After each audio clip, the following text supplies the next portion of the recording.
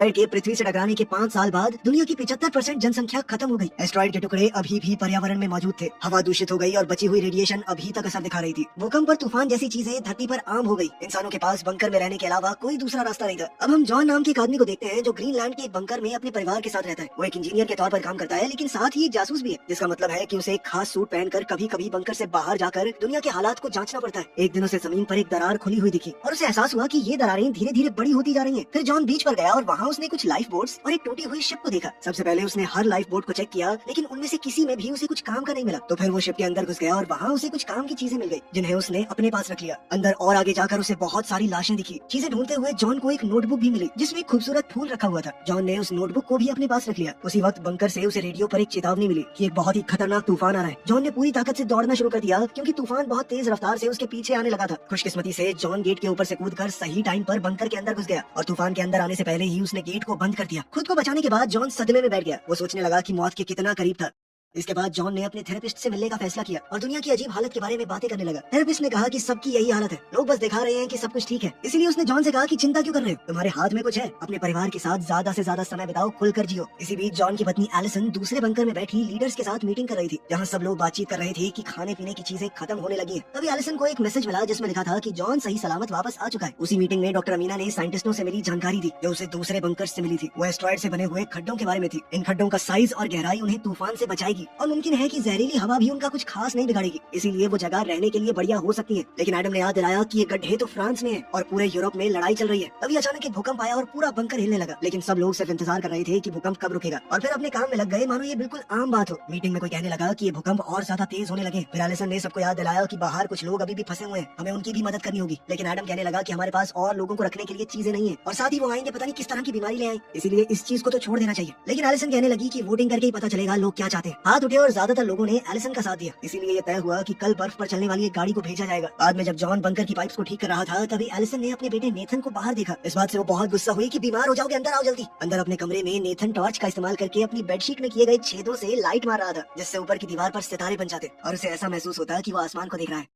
अगले दिन जॉन ने बंकर की दीवारों पर कुछ दरारें देखी। इसी बीच बंकर से भेजी हुई एक गाड़ी बाहर गई और कुछ लाचार लोगों को बचाकर वापस आने लगी। आते वक्त टीम ने बंकर में कॉल किया और दूसरे राउंड के लिए परमिशन मांगी, क्योंकि जगह कम होने की वजह से वो कुछ लोगों को पीछे छोड़ आए थे। लेकिन एडम ने तुरंत मना कर दिया, ये याद दिलाते हुए कि हमारे पास इतनी जगह और खाना कहाँ है यार, लोग इकट्ठा करे जाए। उसी वक्त एक और भूकंप आया और उसका गाड़ी से संपर्क टूट गया। बंकर पहले से भी ज्यादा जोर से हिलने लगा, जिससे लोग और सामान दोनों गिरने लगे। और तभी अचानक छत के कई हिस्से बुरी तरह टूट गए, जिससे कई लोग फंस गए और उन्हें गंभीर चोटें भी लगी। कुछ पत्थर जॉन के सर पर आ गिरे और धूल की वजह से कई दिन से चल रही उसकी खांसी और बढ़ गई। लेकिन उसके एक दोस्त ने उसे वहाँ से निकलने में मदद की। तभी सारे अलार्म बज गए और बंकर फिर से हिलने लगा। थोड़ी दूर से एक धमाके की आवाज आई। जॉन ऑफिस की तरफ दौड़ा ताकि एलिसन को बचा सके। एलिसन को काफी चोट आई थी। जॉन ने जल्दी से उसे खड़ा किया और दोनों अपने बेटे को ढूंढने निकल पड़े। दोनों ने नेथन को उसके कमरे में मास्क पहने हुए पाया, लेकिन फिर भी उसे सांस लेने में दिक्कत हो रही थी। जॉन ने अपने परिवार से कहा कि जितना जल्दी हो सके सामान पैक करो, तब तक मैं और मास्क लेकर आता हूँ ताकि वो ये बंकर छोड़ सके। सभी लोग घबराहट में इधर उधर भाग रहे थे, लेकिन जॉन फिर भी लॉकर्स तक पहुंचा और मास्क लेकर आया। जिसके बाद नेथन थोड़ा बेहतर महसूस करने लगा और परिवार ने बाहर निकलने के लिए तैयारी कर ली। जब बंकर का हिलना डुलना बंद हुआ, दीवारें भी टूटने लगी। बाहर के रास्ते पर एक परेशान भीड़ जमा हो गई, लेकिन गेट सिर्फ आधा ही खुला था और इस दरवाजे से निकलना मुमकिन नहीं था। इसलिए जॉन अपने परिवार को पीछे वाले रास्ते की तरफ ले गया। बदकिस्मती से पीछे का रास्ता भी टूट गया था। कोई और रास्ता न होने की वजह से जॉन ने अपने परिवार को रेंगते हुए आगे बढ़ने को कहा। जैसे तैसे वो लोग दरवाजे के पास पहुंचे और जॉन ने दरवाजे का बटन दबाया, लेकिन भारी इंजन की वजह से बंकर और बुरी तरह टूट गया। पर कम से कम वो लोग सही सलामत बाहर पहुंच गए। बाहर भी तगड़ी भगदड़ मची हुई थी। जब जमीन में पानी के धमाके होने लगे तो दोनों ने नेथन को खो दिया और उसे ढूंढने के लिए वापस भागे। उन्होंने देखा कि नेथन अमीना की मदद कर रहा था, जो गिर गई थी। वो लोग अमीना को भी अपने साथ ले गए और बीच की तरफ भागने लगे। यहाँ बचे हुए लोग बोट्स पर चढ़कर अपनी जान बचाने की कोशिश कर रहे थे। इतने ज्यादा लोग इकट्ठा हो गए कि एक बोट तो पलट ही गई, जिसके बाद वो सभी लोग पानी में जा गिरे। कुछ बेचैन और मजबूर लोग इस मौके का फायदा उठाकर एडम का मास्क छीनने की कोशिश करने लगे। इसलिए एलिसन और जॉन उसे बचाने के लिए दौड़े, पर फिर एक आदमी ने जॉन पर झपटकर उसका मास्क छीन लिया। लेकिन फिर भी किसी तरह वो और एलिसन एडम को खींचकर किनारे तक ले आए। अब सिर्फ एक ही बोट बची थी, तो जॉन अपने परिवार और कुछ लोगों को जल्दी से उस पर चढ़ने का रास्ता दिखाने लगा। एलिसन ने चाहा कि जितने ज्यादा लोगों को वो बचा सके उतनों को बचा ले, लेकिन कैप्टन बोल पड़ा कि ज्यादा वजन हो जाएगा, बोट डूब जाएगी। इसलिए मजबूरी में लोगों के मुंह पर ही दरवाजा बंद करना पड़ा। बाहर खड़े लोग बोट से चिपक गए जब तक बोट चल नहीं पड़ी। उसी पल एक बहुत बड़ी लहर सामने आई और बीच से टकराकर उन लोगों को अपने साथ ही ले गई। जॉन की बोट भी उस लहर में जोर से इधर उधर उछली, लेकिन कैप्टन ने जैसे तैसे बोट को संभाले रखा और वो लोग सुरक्षित तरीके से आगे बढ़ते रहे। थोड़ी देर बाद जॉन ने एक डिवाइस का इस्तेमाल करके कंफर्म किया कि यहाँ हवा की क्वालिटी सही है, इसीलिए वो अपने मास्क उतार सकते हैं। फिर सारे बैठकर बात करने लगे कि कहाँ जाना चाहिए, और क्योंकि आइसलैंड खत्म हो चुका था, इसलिए उन्होंने तय किया कि उनकी सबसे नजदीकी मंजिल इंग्लैंड है।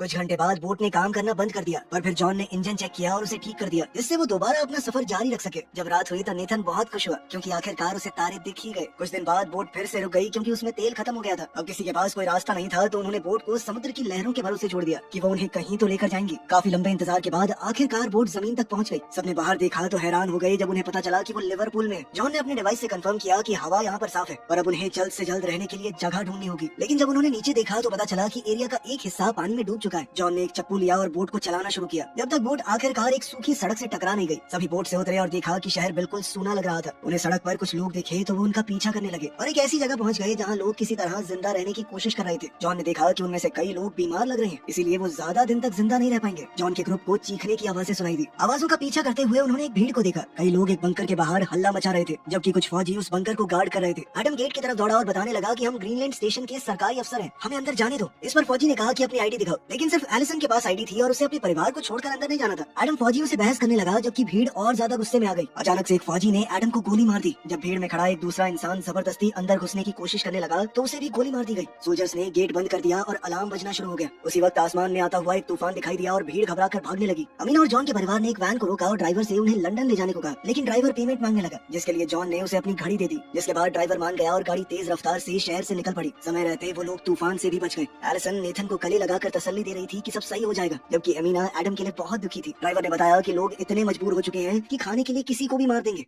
कुछ घंटे बाद वैन जंगल के बीच में थोड़ी देर के लिए रुक गई। तब जॉन ने ड्राइवर से पूछा कि तुम्हें फ्रांस की हालत के बारे में कुछ पता है? और ड्राइवर कहने लगा कि वो इलाका बहुत ज्यादा खतरनाक है और मुझे तो एस्ट्रॉइड के खड्डे वाली वो बात झूठ सी लगती है कि वहाँ पर बहुत बढ़िया जमीन है, पानी है, सब कुछ है। अचानक उन्हें अजीब सी आवाज सुनाई दी तो उन्होंने देखा कि आसमान से अभी भी एस्ट्रॉइड के कई टुकड़े गिर रहे हैं। सभी लोगों ने तुरंत जल्दी से पेड़ों को पकड़ लिया ताकि वो हवा के साथ उड़ न जाए। लेकिन तभी वो ड्राइवर कहने लगा कि वो वैन ही मेरा सब कुछ है। वो अपनी वैन को बचाने के लिए दौड़ पड़ा, लेकिन इसी दौरान टुकड़े जमीन पर गिरने लगे और उनमें से एक ने ड्राइवर के साथ साथ वैन को भी तबाह कर दिया। जब ये टुकड़ों की बारिश खत्म हुई तो हमारे 4 बचे लोगों ने वैन से अपने बैग और काम की जो भी चीज मिल सकी निकाल ली और पैदल ही आगे का सफर जारी रखा। आखिरकार वो लंदन पहुंच गए और एक बहुत बड़ी बिल्डिंग का दरवाजा खटखटाने लगे। दरवाजा खुला पर अचानक से मैकेंजी नाम की औरत ने उन पर बंदूक तान दी, लेकिन इत्तेफाक से ये लोग मैकेंजी के पुराने दोस्त थे। उसने तुरंत बंदूक नीचे कर ली और उन्हें अंदर आने दिया। फिर उसने उन्हें बिल्डिंग के अंदर घुमाया और बताया कि ये बिल्डिंग एक रिटायरमेंट होम है, इसीलिए यहाँ रहने वाले सारे लोग बुजुर्ग हैं। मैकेंजी ने बताया कि मैंने पूरी बिल्डिंग को सील कर दिया है और कुछ सोलर पैनल्स की मदद से जनरेटर चल रहा है, वो हवा को साफ करता रहता है। सबने खाना पीना खाया और खूब बातें करने लगे। जॉन ने अब मैकेंजी से फ्रांस के उन गहरे गड्ढों के बारे में पूछा। मैकेंजी ने कहा कि मैंने अफवाहें तो सुनी है, लेकिन मैं नहीं जानती वो सच है या नहीं। बाद में एलिसन सोने की कोशिश कर रही थी, लेकिन सोए कैसे जॉन बाथरूम में बार बार खांस रहा था। जब उसने सिंक में देखा तो उसे खून दिखाई दिया। जॉन ने टालने की बहुत कोशिश की, लेकिन एलिसन ने कहा कि सच बताओ प्लीज। इसलिए जॉन ने आखिरकार अपना राज खोला। वो कहने लगा कि बंकर में एक डॉक्टर ने बताया था मुझे कि जब खून आने लगे तो सिर्फ 6 से 8 हफ्ते बचे हैं जीने के। ये सुनकर एलिसन पूरी तरह टूट गई। वो कहने लगी कि हम लोग यहीं रुक जाते हैं 2 महीने, तुम अपने आखिरी दिन आराम से बिता लो। लेकिन जॉन ने कहा कि मैं यहाँ नहीं मरने वाला, मैं तुम्हें और हमारे बेटे को सही सलामत फ्रांस तक लेके जाऊंगा, वहीं तुम्हारे लिए एक नया घर ढूंढने के बाद शांति से मर पाऊंगा मैं। अगले दिन मैकेंजी ने उन्हें रिटायरमेंट होम में खड़ी एक पुरानी गाड़ी सौंप दी ताकि वो लोग सुरक्षित अपनी जगह तक पहुंच पाए। उसने जॉन के हाथों में एक बंदूक भी थमा दी ताकि वो अपनी और अपने परिवार की सुरक्षा कर सके। मैकेंजी ने उन्हें आखिरी बार गले लगाया और फिर चारों वहाँ से रवाना हो गए। कुछ घंटे बाद जब वो शहर के किनारे से गुजर रहे थे तो जॉन ने देखा कि नेथन उदास लग रहा है और वो आपस में बातचीत करते हुए कोई गेम खेलने लगे। और तभी अचानक एक गोली खिड़की को तोड़ते हुए सीधा अमीना को जा लगी, जिसकी मौके पर ही मौत हो गई। झाड़ियों में छुपे कुछ आदमी उन पर लगातार गोलियां चलाते रहे, लेकिन उन्होंने इंजन को निशाना नहीं बनाया क्योंकि उनका मकसद कार को चुराना था। जॉन ने तुरंत गाड़ी के पीछे पोजीशन ले ली और जवाब में गोलियां चलाना शुरू कर दिया। जैसे जैसे लुटेरे पास आते गए जॉन ने उन्हें एक एक करके मार गिराया। अब सिर्फ एक आदमी बचा था, लेकिन जॉन की गोलियां खत्म हो गई। मगर एलिसन के पास दूसरी बंदूक थी और उसने आखिरी आदमी को गोली मार दी, इससे पहले कि वो उन्हें कुछ नुकसान पहुंचाता। एक दूसरे को तसल्ली देने के बाद उन्होंने मिलकर एक गड्ढा खोदा और अमीना को दफना दिया। जॉन अपनी दोस्त को अलविदा कहते हुए प्रार्थना करने लगा, जिसे नेथन ने बड़े गौर से सुना।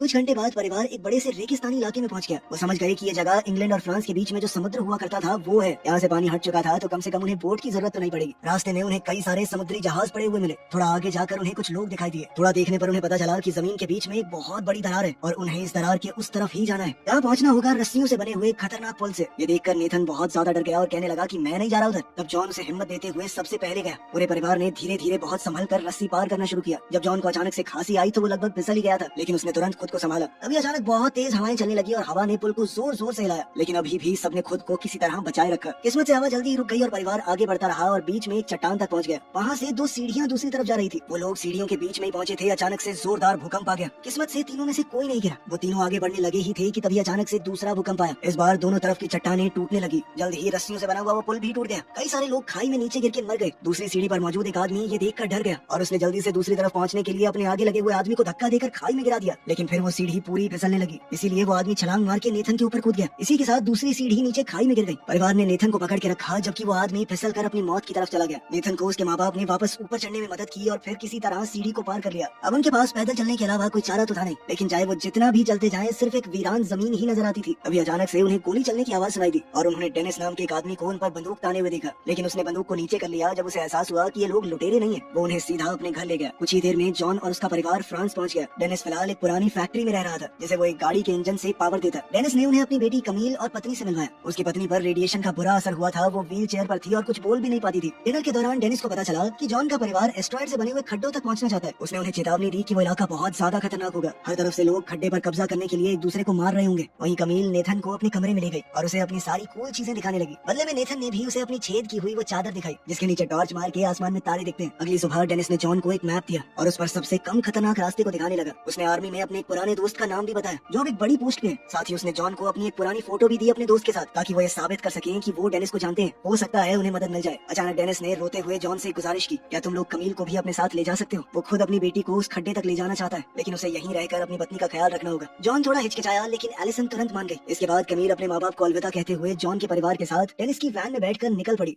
कुछ घंटे गाड़ी चलाने के बाद एलिसन ने नोटिस किया कि बच्चों का मूड खराब है, इसीलिए उन्होंने ब्रेक लेकर रुकने का फैसला किया। फिर जॉन ने बच्चों को एक गेम खिलाई जिससे मूड थोड़ा बेहतर हुआ। अभी अचानक उन्हें सड़क पर कुछ गाड़ियां दिखाई दी और कई फौजियों ने उन्हें घेर लिया। कमील ने अपने पिता के जनरल दोस्त का नाम लिया और फौजियों को मना लिया कि वो उन्हें एरिया क्रॉस करने में मदद करें। रात तक वो लोग एक लड़ाई के मैदान में पहुंच गए जहाँ आर्मी कुछ लोगों से लड़ रही थी। एक फौजी उन्हें पीछे से ले गया ताकि वो बिना किसी की नजर में आए जंगल से गुजर सके। जब उनके पास एक धमाका हुआ तो उन्हें रुकना पड़ा, लेकिन जल्द ही उन्होंने दोबारा चलना शुरू किया और फिर कुछ तारों को पार करके और ज्यादा खतरनाक एरिया में पहुंच गए। अब उन्हें गोलियां और धमाकों से बचने के लिए जितनी तेज हो सके उतनी तेज दौड़ना पड़ा। हर तरफ लोग मर रहे थे और तभी परिवार ने एक आदमी को आग की लपेट में देखा। फिर उनके साथ वाले फौजी ने बंकर में कॉल करके बताया कि मेरे साथ सिविलियन है और कुछ दूसरे फौजियों ने उन्हें आगे बढ़ते रहने को कहा। जितना हो सकता था वो उन्हें कवर देते रहे। वो सब आगे बढ़ते हुए जंग के लिए तैयार की गई एक सुरंग तक पहुंच गए जहां जॉन बुरी तरह खांसने लगा और लगभग गिर पड़ा। सुरंग के अंदर से गुजरते हुए उन्हें कई लाशें मिली। आखिर में वो एक सीढ़ी तक पहुंचे और उनके साथ आए हुए फौजी ने उन्हें जंगल में भेज दिया, ये कहकर कि बस सीधे चलते रहना जब तक कैंप न मिल जाए। सुबह होने पर वो आखिरकार मिलिट्री कैंप तक पहुंच ही गए। कमील ने कुछ पहाड़ों की तरफ इशारा किया जो पहले वहां नहीं थे और जॉन ने हिसाब लगाया कि वो अपनी मंजिल के बहुत करीब आ चुके हैं। जब उन्होंने डेनिस के दोस्त के बारे में एक फौजी से पूछा तो पता चला कि वो तो मर चुका है और अब ये वाले फौजी उनकी मदद करने में इंटरेस्टेड नहीं है। इसलिए जॉन ने उन्हें बताया कि मेरे पास कुछ ही दिन बचे हैं भाई, मैं बस अपने परिवार को बचाना चाहता हूँ। एक आदमी ने उन पर तरस खाया और उन्हें अपनी बस में जगह दे दी। जॉन का परिवार और कुछ और लोग बस में बैठ गए जो उन्हें उनकी मंजिल तक ले जाएगी, लेकिन रास्ते में ही एक धमाका होने की वजह से सफर रुक गया। अचानक बस को कुछ लुटेरों ने घेर लिया। इसके लिए एक फौजी बाहर निकलकर लड़ने लगा, लेकिन लुटेरों ने उसे तुरंत गोली मार दी। फिर एक बदमाश ने ड्राइवर को भी मार दिया और सभी को बस से उतरने पर मजबूर किया। जॉन ने अपने परिवार को तो बाहर भेज दिया, लेकिन खुद पीछे ही रुक गया ताकि उस लुटेरे पर झपट सके। आवाज सुनते ही बाहर जब एक दूसरे लुटेरे ने अंदर जाने की कोशिश की तो पैसेंजर्स में से एक ने उसके सर पर पत्थर दे मारा। तभी बस के अंदर से 2 गोलियां चलने की आवाज आई। जॉन अपने हाथ में बंदूक लिए बाहर निकला और सब लोग खुश हो गए, लेकिन जॉन को भी गोली लग चुकी थी। सब लोग बस में बैठ गए। नेथन ने जॉन के जख्म पर दबाव बनाए रखा जबकि एलिसन ने बस चलाई। कुछ ही देर में वो एक नए बने हुए पहाड़ की चोटी तक पहुंच गए और परिवार जॉन को संभालते हुए तब तक चलता रहा जब तक उन्हें अपनी मंजिल नहीं दिख गई। सभी अफवाहें सच निकली। एस्ट्रॉइड से बना हुआ एक खड्डा एक बेहद खूबसूरत जगह थी जहाँ उपजाऊ जमीन थी, कोई प्रदूषण नहीं था। एक नई जिंदगी शुरू करने के लिए ये बेहतरीन जगह है। उसी पल जॉन गिर पड़ा और उसके परिवार ने हर तरफ से उसे घेर लिया। उसकी मौत से पहले एक आखिरी बार अलविदा कहने के लिए। जॉन की मौत पर सब लोग फूट फूट कर रोने लगे और आखिरकार नेथन ने अपने पिता के लिए वही प्रार्थना कही जो उसने पहले सुनी।